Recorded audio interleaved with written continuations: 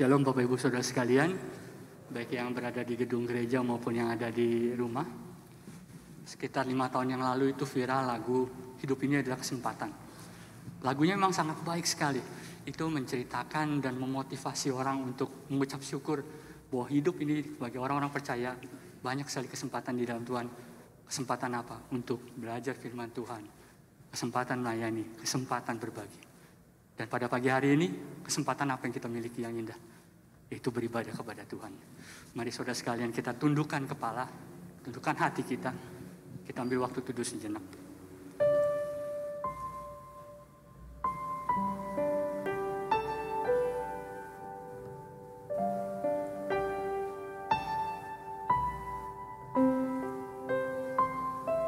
Mari kita mengucap syukur atas kesempatan yang Tuhan berikan kepada kita untuk boleh menjalani ibadah kita.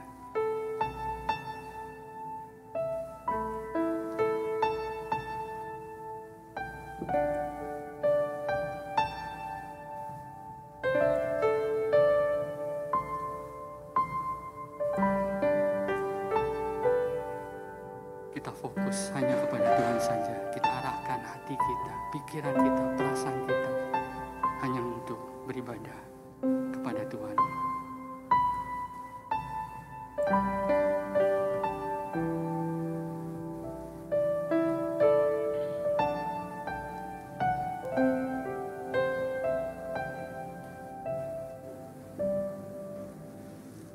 Amin. Jemaat sekalian dengarkan nats ajakan beribadah dari Mazmur 111 ayat 1.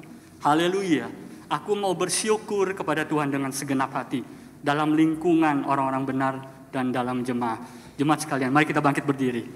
Kita bersorak bagi Tuhan dengan penuh sukacita. Kita naikkan pujian yang cinta pada Tuhan, datanglah.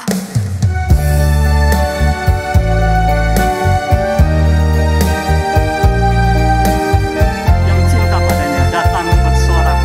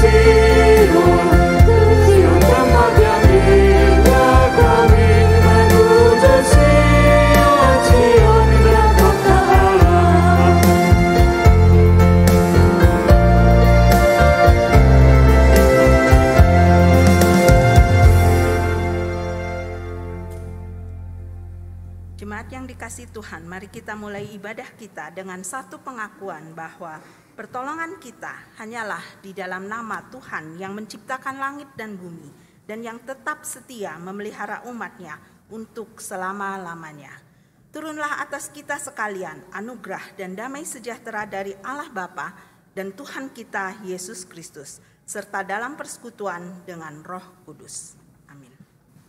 Gloria Patri, hormat bagi Allah Bapa.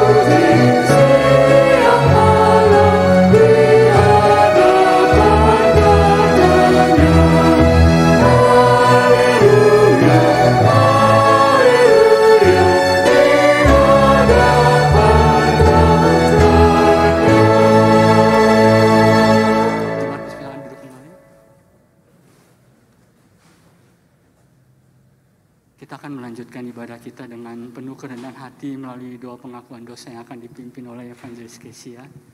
Sebelumnya mari kita masing-masing pribadi berdoa di dalam hati. Musik akan mengalun dan kita berdoa secara pribadi di hadapan Tuhan.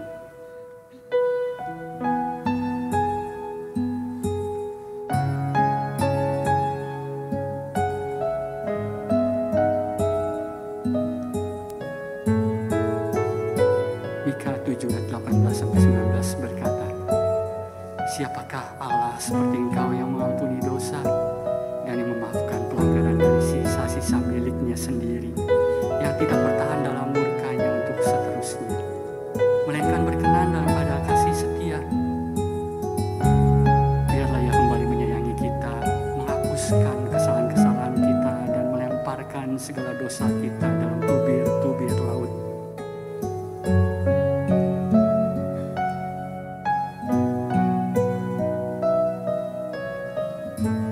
Pengampunan Tuhan sungguh besar bagi kita."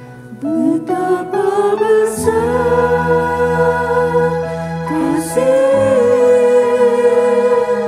pengampunanmu Tuhan, Dia tak memandang siapapun yang tak memandang hina hati yang hancur. kasih ya Tuhan atas pengampunan. Ku berterima kasih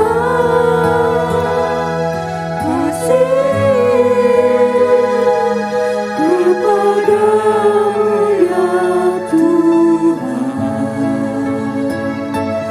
pengampunan yang Kau beri. Bersama-sama kita nyanyikan betapa besar kasih pengampunan Tuhan.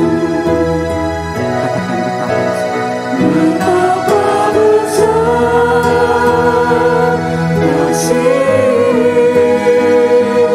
pengampunanmu Tuhan, tak Kau pandang hina hati yang hancur.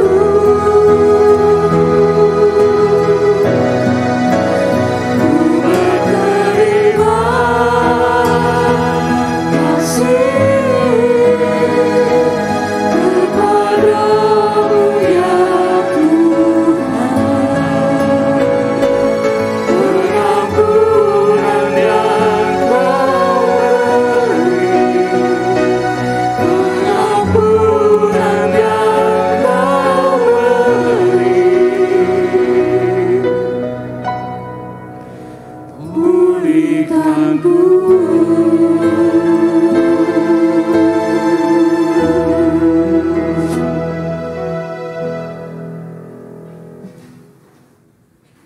Bapa di surga, kami sungguh bersyukur karena Engkau, karena kasih-Mu, karena anugerah-Mu yang menyelamatkan kami, sehingga pada pagi hari ini kami boleh layak untuk datang beribadah kepadamu. Kami sungguh bersyukur untuk anugerah-Mu ini ya Tuhan. Sekalipun dalam keseharian kami, seringkali kami melupakan Engkau. Seringkali di tengah-tengah kesibukan kami hanya fokus kepada hidup kami dan melupakan Engkau. Ampuni kami ya Tuhan. Seringkali kami melakukan hal-hal yang hanya ingin kami kehendaki. Kami berkata-kata, kami melakukan mungkin banyak hal yang menyakiti Engkau, menyakiti sesama kami tanpa kami sadari. Ampuni kami ya Tuhan. Dan biarlah Engkau terus menolong kami, memampukan kami untuk hidup di dalam anugerah-Mu. Hidup melakukan apa yang Engkau kehendaki, sehingga kami boleh nyata di dalam keseharian kami sebagai anak-anak-Mu. Biarlah ibadah pada pagi hari ini kami sungguh boleh bersekutu dengan Engkau, merasakan kehadiran-Mu, dikuatkan oleh kehadiran-Mu. Terima kasih Tuhan, kuasai setiap kami dan hadirlah bersama-sama dengan kami. Dalam nama Tuhan Yesus kami berdoa. Amin. Bapak Ibu silahkan berdiri. Kita akan mendengarkan berita anugerah yang diambil dari Kolose pasal 1 ayat 18 dan 20. Yang demikian bunyinya. Kolose pasal 1 ayat 18 dan 20. Ialah kepala tubuh, yaitu jemaat. Ialah yang sulung, yang pertama bangkit dari antara orang mati, sehingga ia yang lebih utama dalam segala sesuatu. Karena seluruh kepenuhan Allah berkenan diam di dalam Dia, dan oleh Dialah ia memperdamaikan segala sesuatu dengan dirinya, baik yang ada di bumi maupun yang ada di surga, sesudah ia mengadakan pendamaian oleh darah salib Kristus. Jemaat dipersilakan duduk kembali. Bapak Saudara sekalian, pada kebaktian hari ini merupakan Minggu Prapaskah yang kelima. Dan kita memasuki Minggu Suci dalam memperingati kematian dan kebangkitan Yesus melalui kasih-Nya yang ajaib. Mari kita kembali memuji Tuhan dari KPPK 158, Mungkinkah Aku Beruntung.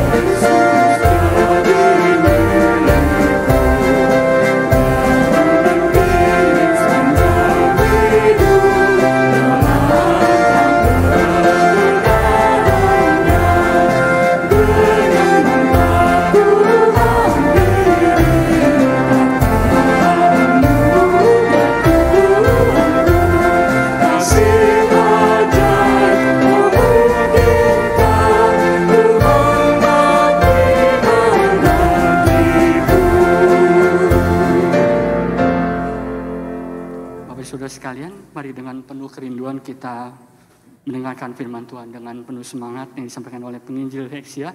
Mari kita menyanyikan lagu Karena Salib-Mu.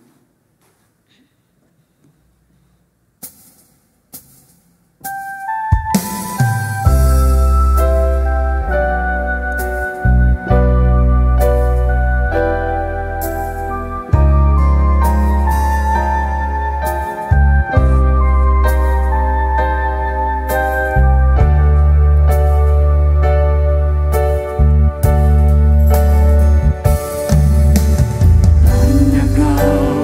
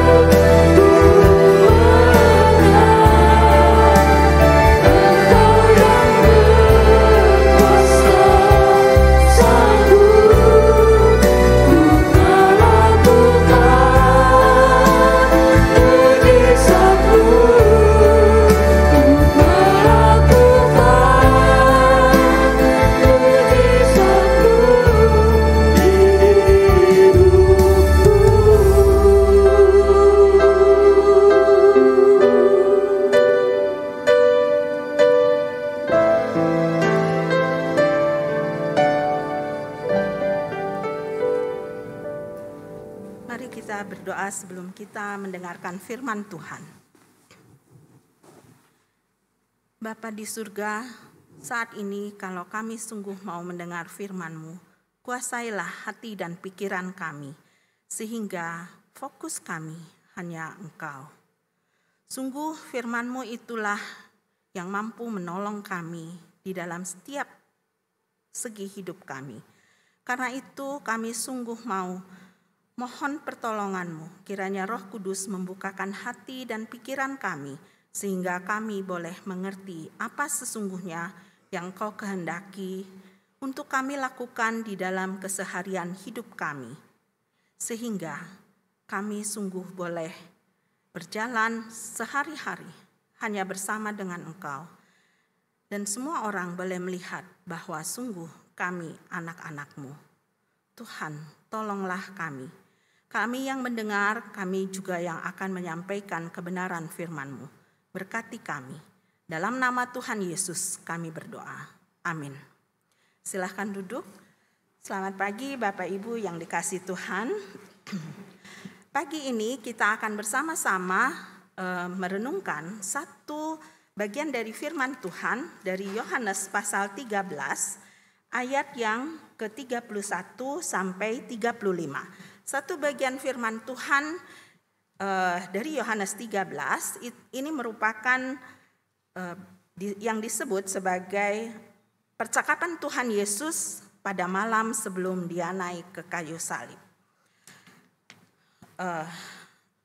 Ini pengajaran Tuhan Yesus kepada murid-muridnya, khusus kepada murid-muridnya. Maksudnya saat itu Yudas sudah pergi dari meja perjamuan terakhir itu dan ini hanya tinggal murid-muridnya. Mari kita baca dari Yohanes pasal 13 ayat 31 sampai 35. Saya akan bacakan buat kita semua. Sesudah Yudas pergi, berkatalah Yesus, "Sekarang anak manusia dipermuliakan dan Allah dipermuliakan di dalam Dia. Jikalau Allah dipermuliakan di dalam Dia, Allah akan mempermuliakan Dia juga di dalam dirinya dan akan mempermuliakan Dia dengan segera. Hai anak-anakku, hanya seketika saja lagi aku ada bersama kamu. Kamu akan mencari aku dan seperti yang telah kukatakan kepada orang-orang Yahudi, ke tempat aku pergi, tidak mungkin kamu datang. Demikian pula aku mengatakannya sekarang juga kepada kamu. Aku memberikan perintah baru kepada kamu, yaitu supaya kamu saling mengasihi. Sama seperti aku telah mengasihi kamu, demikian pula kamu harus saling mengasihi. Dengan demikian, semua orang akan tahu bahwa kamu adalah murid-muridku, yaitu jikalau kamu saling mengasihi." Sekian pembacaan firman Tuhan. Saudara yang dikasihi Tuhan, kasih, kata kasih sudah sering sekali kita dengar, kita nyanyikan, bahkan kita pelajari. Tapi sampai saat ini kalau kita ditanya, apakah kita sudah mengasihi Tuhan, mengasihi sesama kita dengan segenap hati, pikiran, dan seluruh hidup kita? Saya ragu kalau ada di antara kita yang kemudian bisa menjawab dengan mantap, ya, saya mengasihi Tuhan. Saya mengasihi sesama manusia. Saya sendiri sebenarnya bergumul dengan khotbah tentang kasih ini. Bukan hanya berkali-kali saya sudah membaca, saya juga sudah berkali-kali membawakan khotbah tentang kasih.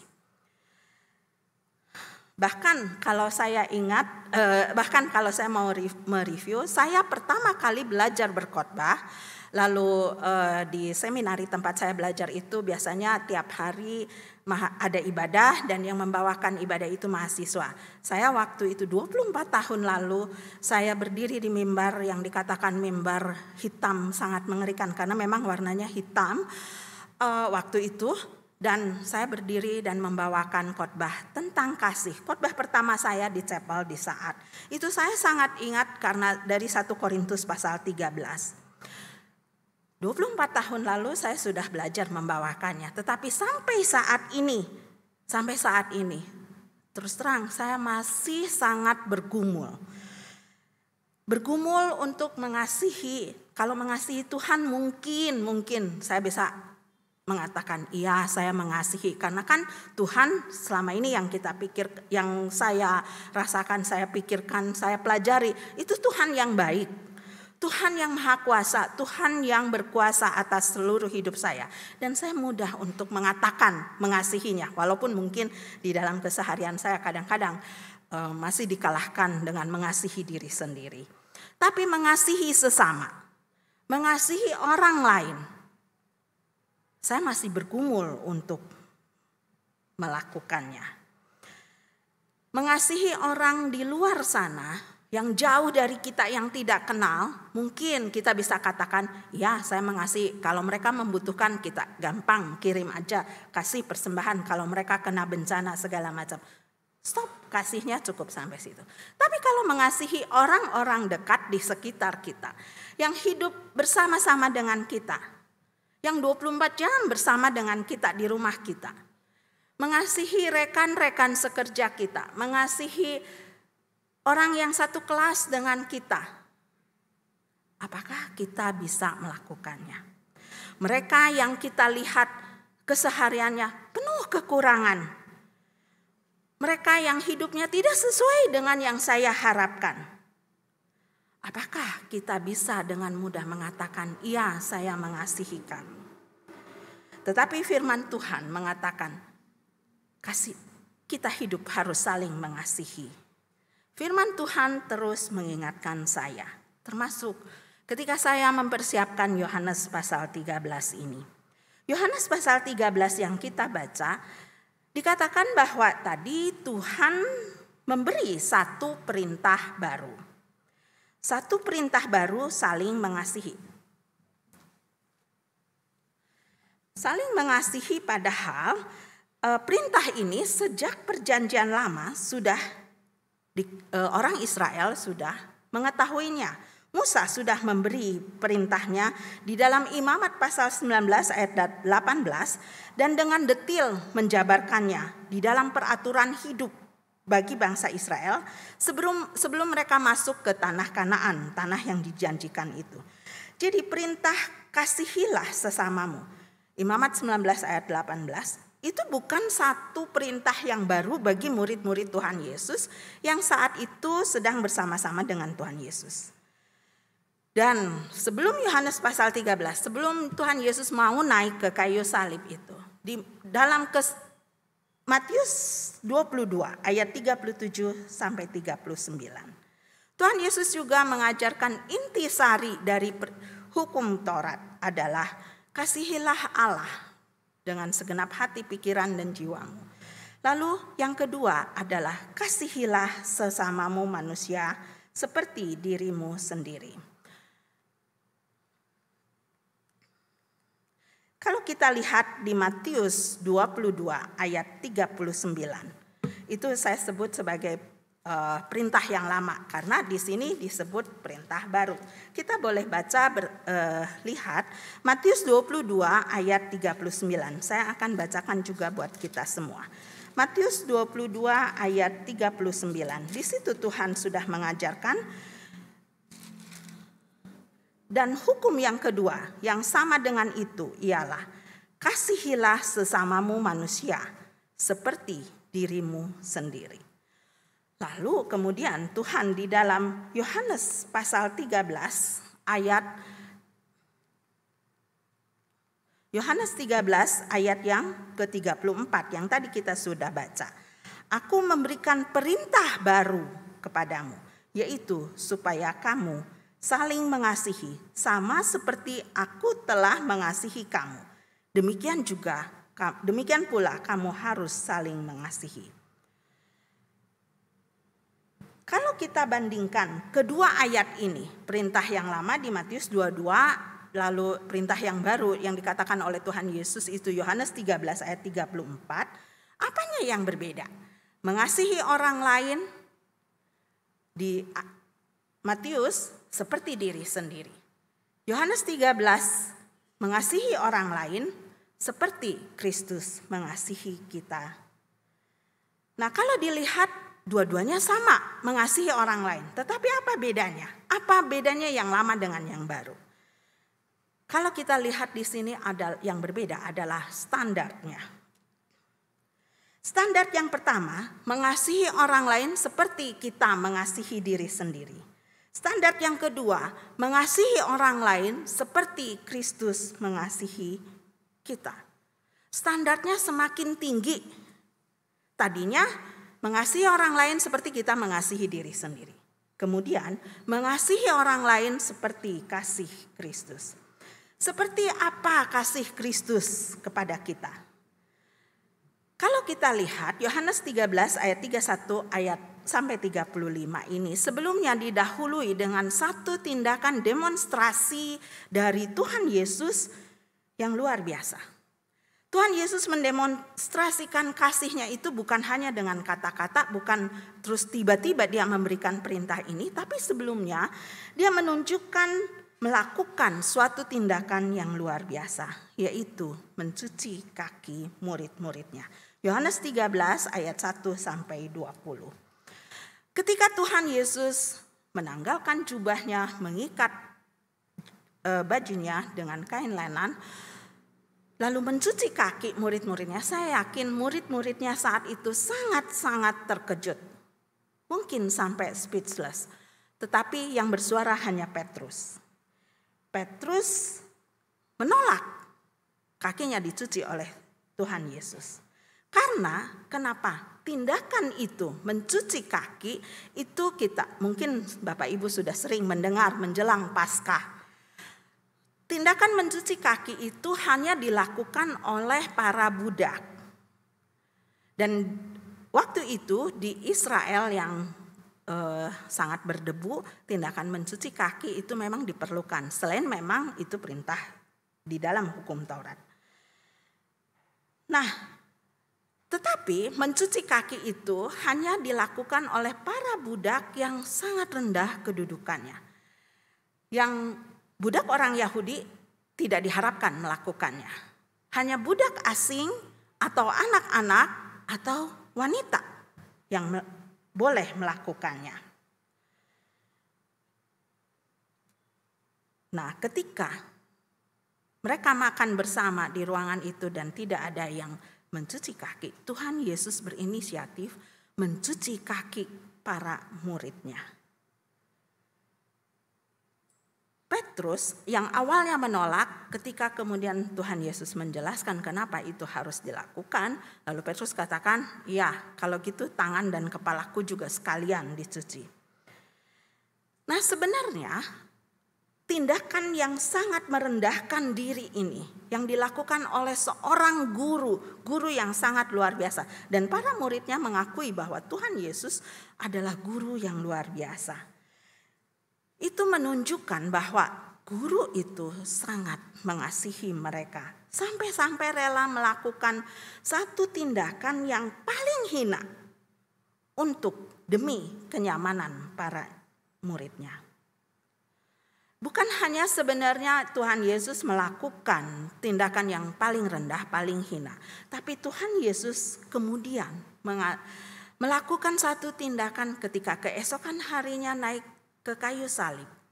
Dia rela mati di kayu salib, tersiksa dan terhina dengan amat sangat supaya kita dapat memperoleh kembali persekutuan dengan Allah, pencipta kita.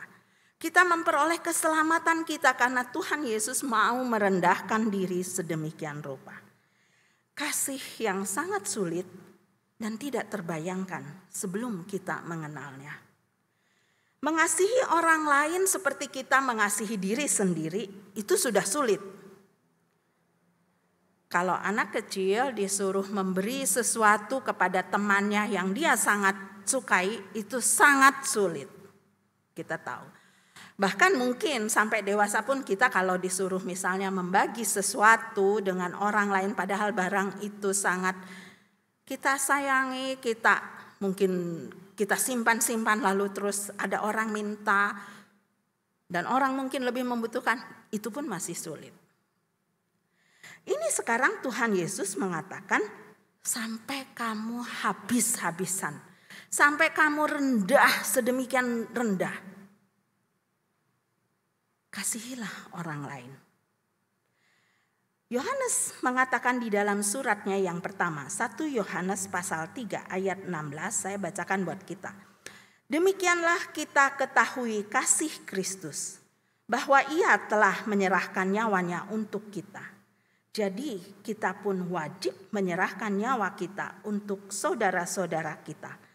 Kita wajib mengasihi sesama kita sampai menyerahkan nyawa kita, sampai kita habis, tidak memiliki apapun yang berharga, bahkan nyawa kita. Seperti Kristus mengasihi kita. Saudara, apakah memang hal ini mungkin untuk kita lakukan? Apakah perintah ini ketika Tuhan Yesus mengatakan, kasihilah sesamamu sampai kamu habis, sampai kamu tidak punya apa-apa lagi. Itu satu perintah yang reasonable, yang mungkin untuk kita lakukan, atau itu hanya nanti kalau kamu sudah bersama dengan Tuhan Yesus. Tetapi Tuhan Yesus menunjukkan bahwa hal itu bisa kita lakukan, memungkinkan untuk kita lakukan. Ada dua hal yang Tuhan tunjukkan bahwa kita bisa melakukannya. Yang pertama itu di dalam Yohanes pasal 13 ayat 3, sebelum Tuhan Yesus mencuci kaki, dikatakan di situ di ayat yang ketiga, Yesus tahu bahwa Bapanya telah menyerahkan segala sesuatu kepadanya dan bahwa Ia datang dari Allah dan kembali kepada Allah. Yesus tahu dengan jelas siapa dirinya. Apa tujuannya di dunia ini? Yesus sangat menyadari dirinya, statusnya, keberadaan dirinya, tujuannya di dunia ini. Maka dia bisa melakukan tindakan merendahkan diri sampai habis. Yesus sadar bahwa dirinya adalah anak Allah, pencipta yang maha kuasa. Yesus sangat sadar untuk apa dia ada datang ke dunia ini. Sehingga dia sama sekali tidak keberatan dengan tindakan yang sangat merendahkan ini. Tindakannya yang melayani murid-muridnya sama sekali tidak akan mengubah statusnya dari anak Allah, lalu karena dia merendahkan diri sedemikian rupa mencuci kaki murid-muridnya, maka sekarang dia bukan anak Allah lagi. Tidak. Yesus sangat menyadari siapa dirinya. Yesus tahu, Yesus menyadari identitasnya sehingga tindakan merendahkan seperti itu tidak mengganggu dia. Sekalipun mungkin kalau orang lain yang melihatnya akan merendahkan dia. Masa seorang guru seperti itu?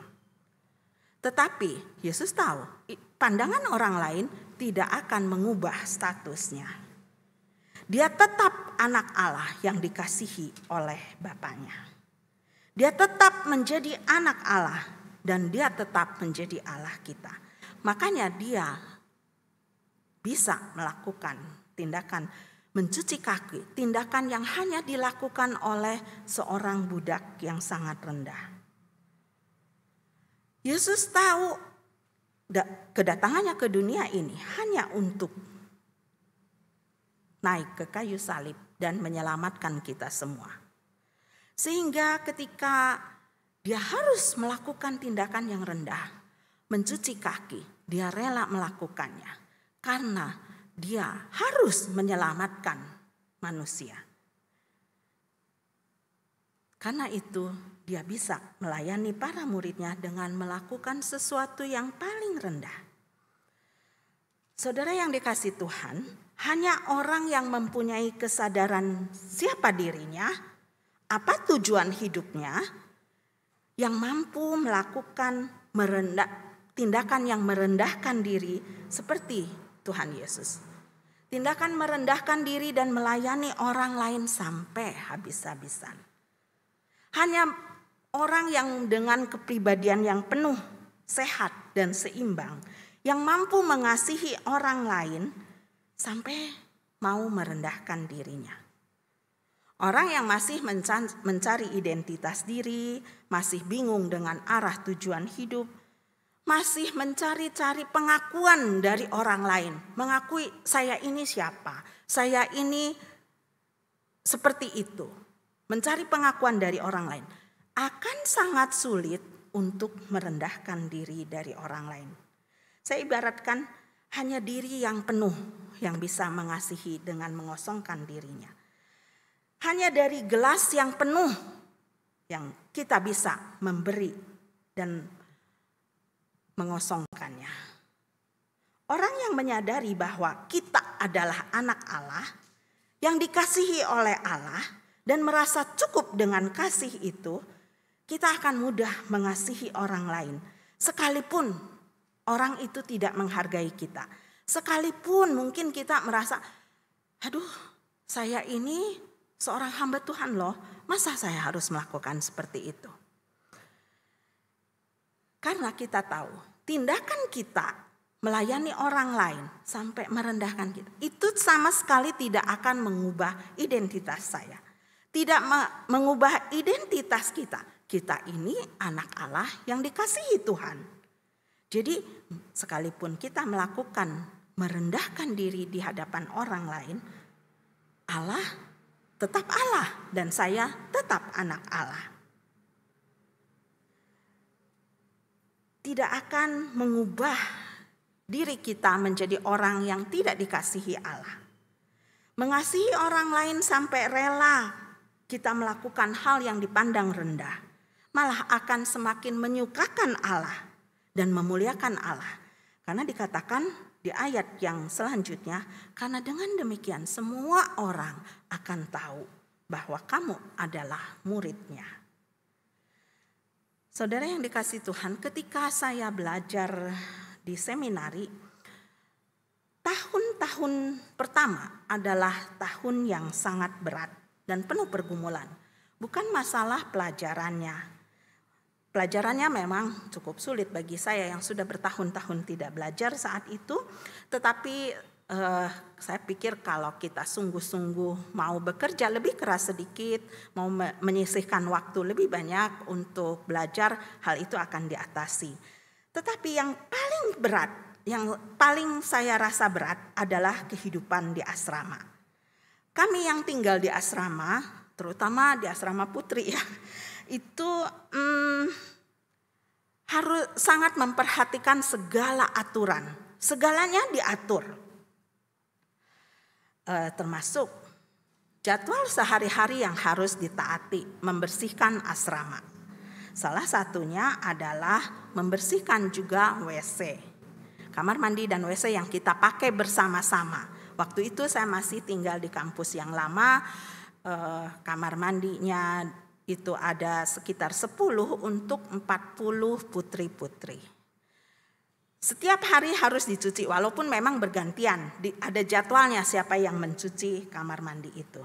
Dan tiap awal semester, bahkan kalau ada sesuatu yang terjadi tengah semester atau kapanpun, kita sering dikumpulkan untuk di briefing. Briefing tentang apa? Bagaimana cara menyikat dan membersihkan WC dan kamar mandi itu. Alat-alatnya di mana, nanti harus dikembalikan kemana lagi, kalau rusak bagaimana, semua di briefing. Semua ada aturannya. Karena saya setuju itu harus dikasih tahu. Karena kan memang tidak mudah hidup bersama 30-40 orang dalam satu asrama.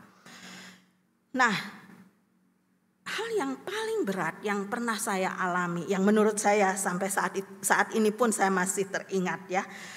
Waktu itu saya masih awal-awal ada di asrama. Lalu malam itu saya dimarahi oleh kepala kamar saya. Jadi tiap kamar itu 4-5 orang, ada kepala kamarnya. Nah, karena apa? Kepala kamar itu jauh lebih muda dari saya. Tapi saya dimarahin karena apa? Saya dikatakan tidak membersihkan WC dengan baik. Malam itu, ini sudah mau doa kamar ya. Doa kamar kita biasanya jam 10, nanti sampai setengah 11 malam. Kamar mandi yang ini masih kotor. Dan itu sebenarnya bagian saya. Lalu saya jelaskan, saya tadi pagi sebelum saya beraktivitas, saya sudah membersihkannya.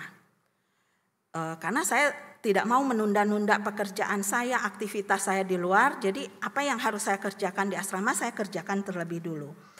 Nah, tetapi kakak kamar itu tetap berkeras. Itu salah, kamu belum membersihkannya atau kamu membersihkannya tidak bersih sehingga sekarang tidak bersih. Jadi sesudah selesai doa kamar itu dia dengan saya ke kamar mandi itu dan saya ditunjukkan cara menyikat yang baik itu bagaimana. Saat itu saya jengkel sekali, saya marah sekali. Lalu setelah dia pergi, saya sikat kembali kamar mandi itu. Lalu saya dalam hati saya, dia tidak tahu saya ini siapa. Saya ini biasa mengatur rumah saya. Karena saya waktu itu sudah berumah tangga di Bandung. Saya punya rumah sendiri. Saya yang biasa nyuruh mbak ngatur. Membersihkan WC itu seperti ini. Sekarang dia anak kecil ngatur-ngatur saya. Itu perasaan saya waktu itu. Jadi sambil marah 3 kamar mandi. Karena biasanya 1 orang itu bertugas membersihkan 3 kamar mandi. Saya bersihkan. Lalu sambil nyikat itu, saya berkata dalam hati, besok saya akan datang ke ibu asrama dan saya akan bilang bahwa saya tidak mau tinggal di asrama lagi. Saya merasa saya bisa hidup belajar di tempat ini, tapi saya tidak mau tinggal di asrama. Saya mau kos. Karena kebetulan waktu itu ada 1 teman dari Malaysia dan dia tidak bisa hidup di asrama karena suara azan yang terlalu besar dan dia tinggal di luar. Saya bilang saya akan tinggal di kos saja. Tapi bersyukur saudara yang dikasih Tuhan. Pada akhirnya saya bisa menyelesaikan hidup di asrama 4 tahun. Bahkan ditambah lagi dengan tahun-tahun kemudiannya karena kemudian saya pelayanan pada awal-awal juga dan tinggal di asrama itu. Saya rela dibentuk di seminari itu, walau sangat terasa berat. Apa yang membuat saya bisa bertahan? Selain Tuhan yang menolong saya, adalah satu kesadaran. Memang waktu itu saya akhirnya datang ke ibu asrama, tapi jelas peraturannya yang tidak bawa keluarga harus tinggal di asrama. Dan saya bertahan karena ada satu kesadaran bahwa saya berada di tempat ini untuk apa? Dan apa yang saya lakukan saat itu toh tidak akan membuat status saya berubah. Karena saya mencuci WC, karena saya dimarahi oleh kakak tingkat yang masih muda, tidak akan membuat status saya berubah. Dia, kakak tingkat itu marah kepada saya karena dia jelas tidak tahu siapa saya mungkin. Hanya dengan kuasa Roh Kudus, pertolongan Roh Kudus. Dan hanya karena kita memahami identitas kita, memahami siapa kita, apa tujuan hidup kita, maka kita akan mampu mengasihi sesama kita. Kita akan mampu mengampuni dan kembali mengasihi orang-orang yang telah menyakiti kita. Meskipun kita direndahkan, meskipun kita merasa direndahkan. Saudara, pemahaman akan siapa diri kita dan apa tujuan hidup kita hanya bisa dicapai melalui hubungan yang erat dan intens dengan Sang Pencipta kita. Dan relasi yang erat dan intens itu dapat dicapai dengan membaca firman Tuhan dan bersekutu terus-menerus dengan Tuhan. Karena itu jangan lalai, jangan kendor dalam membaca, merenungkan, dan bersekutu dengan Dia. Hal yang kedua yang Yohanes ajarkan supaya kita bisa mengasihi orang lain seperti Kristus mengasihi kita, itu ada di dalam Yohanes pasal 15 ayat 9 sampai 12. Ini masih bagian dari pengajaran Tuhan Yesus kepada muridnya sebelum dia naik ke kayu salib. Yohanes 15 ayat 9 sampai 12 saya akan bacakan. Seperti Bapa telah mengasihi aku, demikian juga aku telah mengasihi kamu. Tinggallah di dalam kasihku itu. Jikalau kamu menuruti perintahku, kamu akan tinggal di dalam kasihku. Seperti aku menuruti perintah Bapakku dan tinggal di dalam kasihnya. Semuanya ini kukatakan kepadamu supaya sukacitaku ada di dalam kamu dan sukacitamu menjadi penuh. Inilah perintahku, yaitu supaya kamu saling mengasihi seperti aku telah mengasihi kamu. Di bagian ini sepertinya Yohanes mengulang lagi perintah untuk saling mengasihi seperti Tuhan Yesus mengasihi kita. Tuhan Yesus mengingatkan sampai 2 kali supaya kita saling mengasihi seperti Ia telah mengasihi kita. Mengasihi sesama itu adalah perintah Tuhan. Kasih harus menjadi ciri khas orang Kristen, harus menjadi dikatakan DNA-nya orang Kristen. Tadi standarnya yang pertama itu mengasihi seperti diri kita. Lalu sekarang mengasihi seperti Kristus mengasihi kita.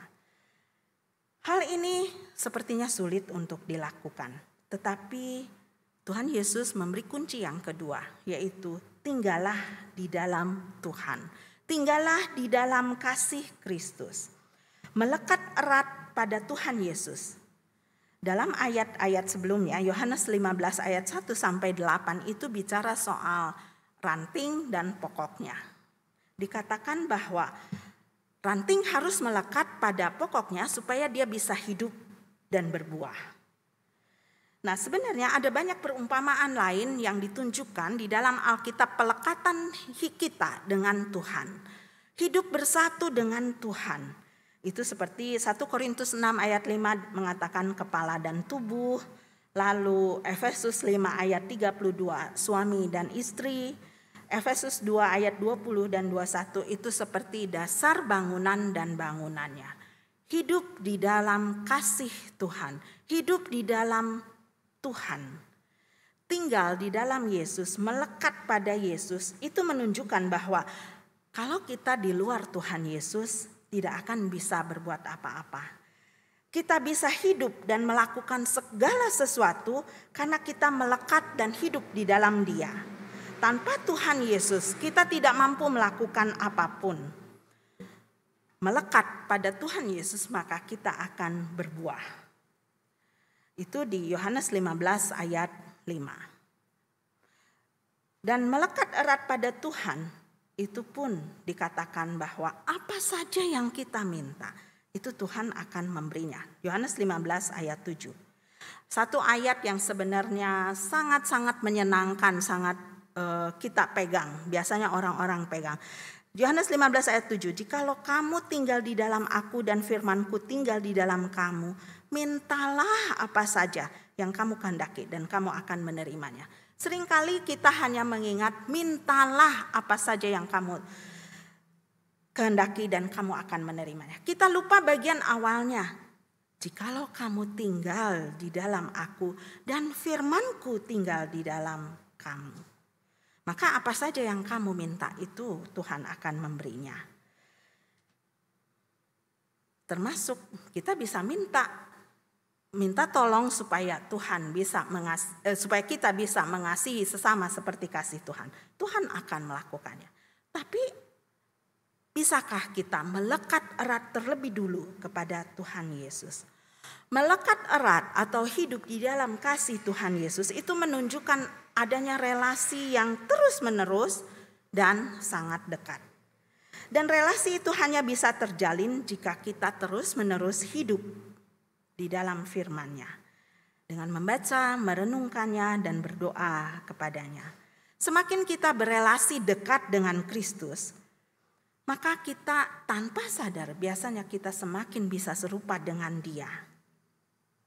Pola pikir, perasaan, kehendak kita akan menjadi serupa dengan kita. Bukankah kita seringkali melihat seorang anak kecil yang mirip sekali dengan orang tuanya misalnya.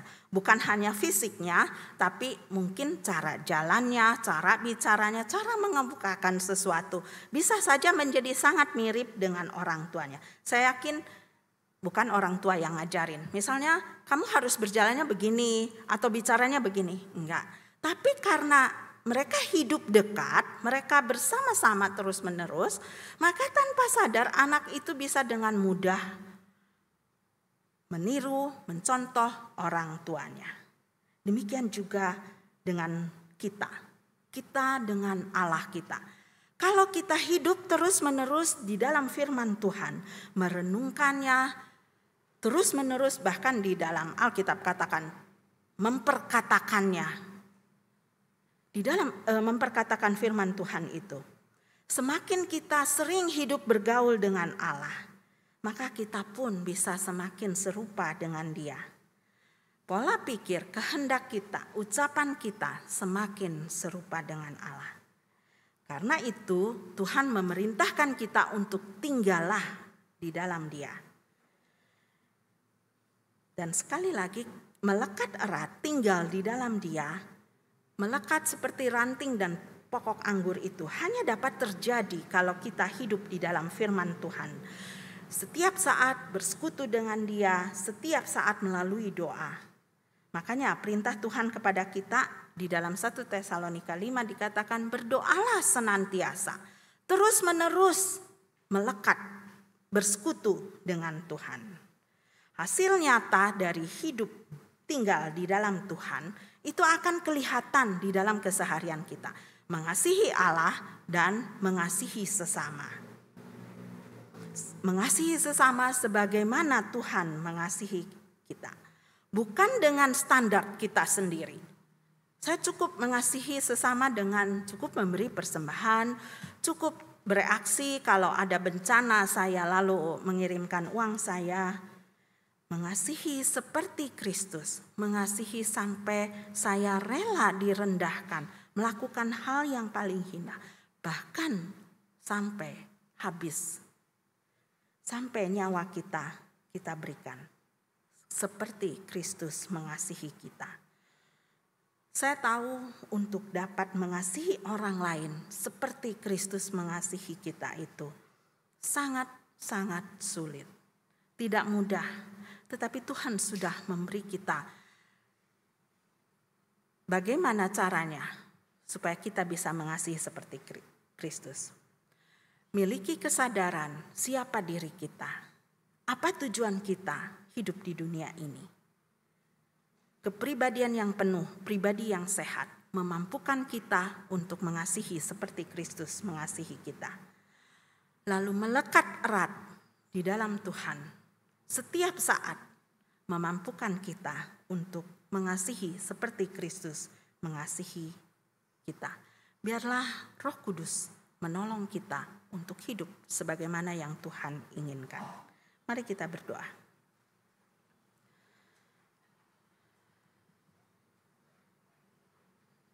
Tuhan Yesus, biarlah kasih yang Kau ajarkan kepada kami, itu boleh kami lakukan.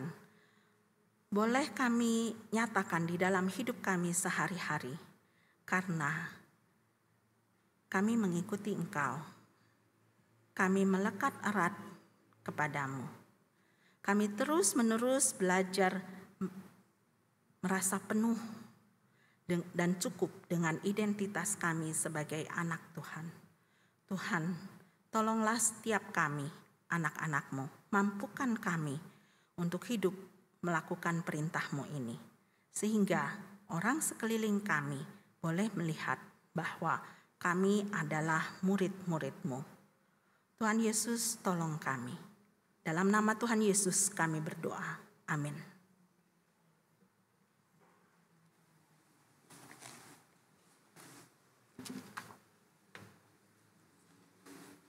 Bapak Ibu Saudara sekalian, mari kita bangkit berdiri. Mari bersama-sama dengan gereja di segala abad dan tempat kita mengikrarkan pengakuan iman kita, yaitu pengakuan iman rasuli yang berbunyi demikian. Aku percaya kepada Allah, Bapa yang Maha Kuasa, Khalik langit dan bumi, dan kepada Yesus Kristus anaknya yang tunggal Tuhan kita, yang dikandung dari Roh Kudus, lahir dari anak darah Maria, yang menderita sengsara di bawah pemerintahan Pontius Pilatus, disalibkan, mati, dan dikuburkan. Turun ke dalam kerajaan maut, pada hari yang ketiga bangkit pula dari antara orang mati. Naik ke sorga, duduk di sebelah kanan Allah, Bapa yang Maha Kuasa. Dan dari sana ia akan datang untuk menghakimi orang yang hidup dan yang mati. Aku percaya kepada Roh Kudus, gereja yang kudus dan persekutuan orang kudus, pengampunan dosa, kebangkitan tubuh, dan hidup yang kekal. Amin. Dipersilakan duduk kembali.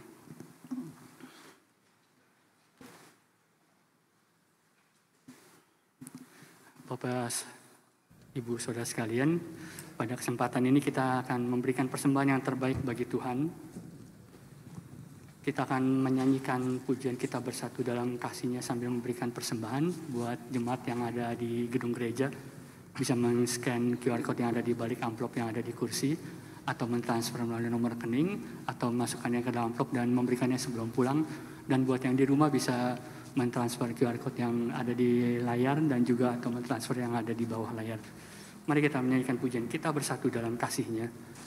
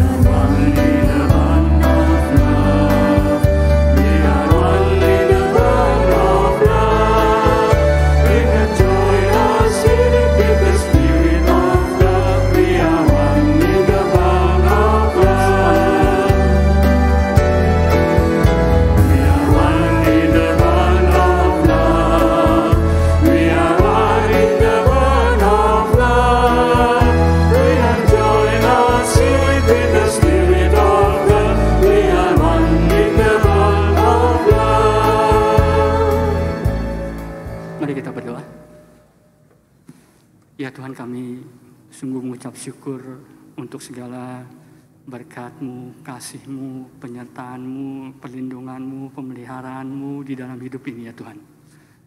Dan pada siang hari ini kami diberi kesempatan untuk boleh memberikan persembahan. Kiranya Engkau boleh berkenan atas persembahan yang kami berikan ini. Kiranya semuanya boleh dipakai hanya untuk kemuliaan nama-Mu saja ya Tuhan. Dan kami juga boleh mempersembahkan hidup kami kepada-Mu ya Tuhan, melalui kasih kami kepada sesama. Di dalam nama Tuhan Yesus, kami berdoa dan bersyukur.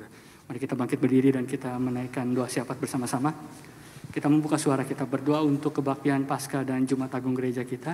Secara khusus untuk panitia dan semua pelayan yang melayani agar dalam mempersiapannya memiliki kesatuan hati, semangat dan kesehatan dalam melayani. Kita buka suara kita berdoa bersama. Ya Tuhan, kami datang kembali ke hadirat-Mu. Ya Tuhan, kami berdoa untuk panitia Paskah dan juga semua yang melayani-Mu di dalam pelayanan Jumat Agung dan Paskah ini ya Tuhan. Ya Tuhan, yang mengaruniakan kesatuan hati bagi para panitia, para pelayan, pendukung acara semuanya ya Tuhan. Untuk boleh semuanya melakukan demi kemuliaan nama-Mu saja ya Tuhan. Semua melayani dengan penuh kerendahan hati. Dan juga semuanya kami lakukan hanya untuk memperingati kematian-Mu yang begitu indah bagi kami, yang mengaruniakan keselamatan bagi kami ya Tuhan. Kiranya Tuhan yang pimpin dan sertai Tuhan. Pimpin agar semua acara boleh berjalan dengan baik ya Tuhan. Di dalam nama Tuhan Yesus kami berdoa. Amin. Doksologi, Bapa di sorga hatiku bersyukur.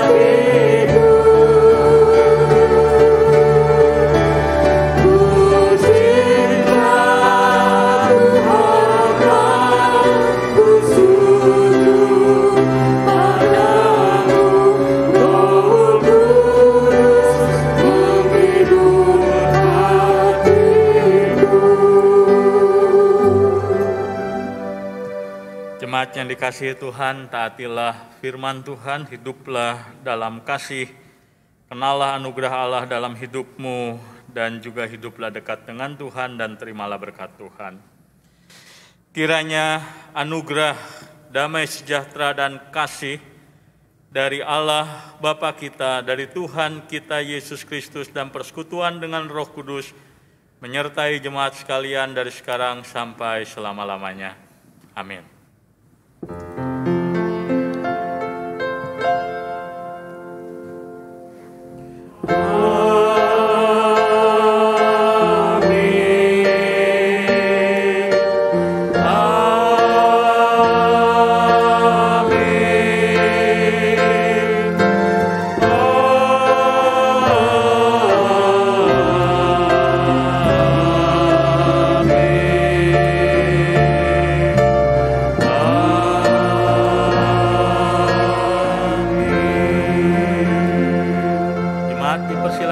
Silahkan ambil waktu bersatu dulu mengucap syukur kepada Tuhan, dan setelah itu saya mempersilahkan liturgos menyampaikan warta. Tuhan berkati.